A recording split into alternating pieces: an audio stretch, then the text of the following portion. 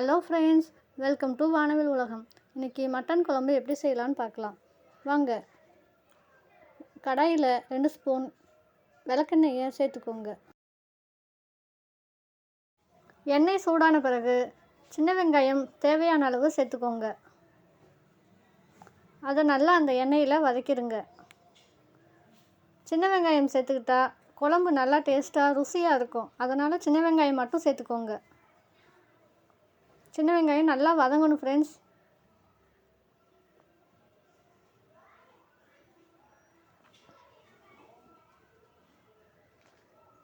நல்லா வதங்கினதுக்கப்புறம் 2 தக்காளியை கட் பண்ணி நான் சேர்த்துக்கிறேன். நம்ம விளக்கெண்ணெய் சேர்க்கறதுனால உடம்புக்கு ரொம்ப நல்லது, குளிர்ச்சி விளக்கெண்ணெய். நல்லா தக்காளி வதங்கட்டும்.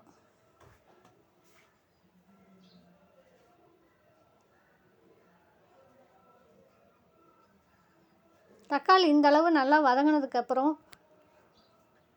நம்ம குழம்பு மிளகாய்த்தூள் சேர்த்துக்கலாம். 5 டேபிள் ஸ்பூன் சேர்த்துக்கோங்க.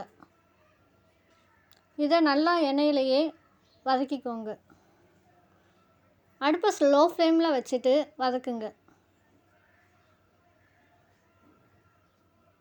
இந்த அளவுக்கு வதங்கினதுக்கப்புறம் ஸ்டவ்வை ஆஃப் பண்ணிடுங்க. இதை நல்லா ஆற வச்சு நம்ம மிக்சியில் அரைச்சி எடுக்கணும்.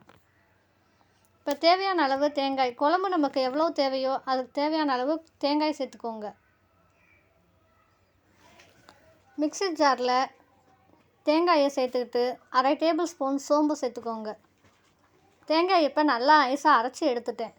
அதில் இந்த சின்ன வெங்காயம் வதக்கி வச்சதை ஆறுனதுக்கப்புறம் அது கூடயே சேர்த்து எல்லாத்தையும் நைஸாக அரைச்சிக்கோங்க.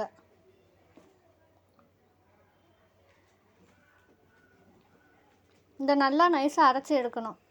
இப்போ குக்கரில் 3 ஸ்பூன் எண்ணெயை விட்டு சூடு பண்ணிக்கோங்க. நம்ம ரீஃபைண்ட் ஆயிலே சேர்த்துக்கலாம். நல்லா சூடான பிறகு அன்னாசி பூ ஒரு பாதி அளவு, பட்டை சிறிதளவு, ஒரு சின்ன துண்டு சேர்த்துக்கோங்க போதும். அது கூட கடுகு உளுந்து கொஞ்சம் சேர்த்துக்கோங்க. கருவேப்பிலை சிறிதளவு.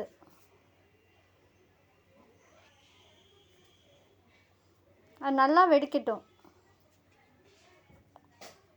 சின்ன வெங்காயம் 2 சின்ன வெங்காயம் பொடி பொடியாக கட் பண்ணி சேர்த்துக்கிறேன்.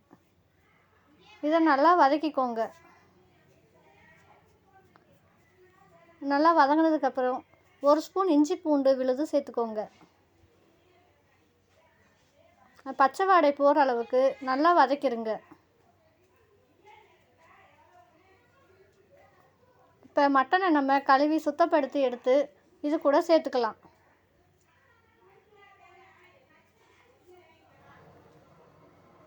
அதை நல்லா வதக்கிக்கோங்க. அந்த எண்ணெயிலேயே கொஞ்ச நேரம் வதங்கட்டும். சிறிதளவு மட்டனுக்கு தேவையான அளவு உப்பு சேர்த்துக்கோங்க. நான் 300 கிராம் அளவு மட்டன் எடுத்திருக்கேன். மட்டன் கொஞ்ச நேரம் எண்ணெயிலேயே வதக்கிடுங்க.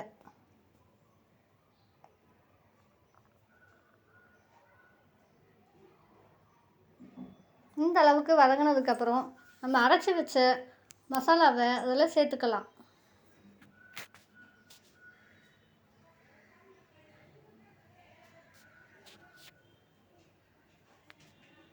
நம்ம குழம்புக்கு தேவையான அளவு தண்ணியை ஊற்றி நல்லா கலக்கி வச்சுருங்க.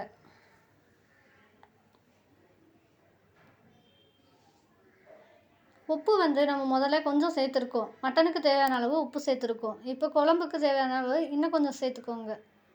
நம்ம டேஸ்ட்டு பார்த்துட்டு கூட உப்பு சேர்த்துக்கலாம். நான் இந்த அளவு தண்ணி ஊற்றி சேர்த்து வச்சுருக்கேன். இப்போ குக்கரில் மூடி போட்டு மூடி 4 விசில் வர அளவுக்கு வச்சுருங்க.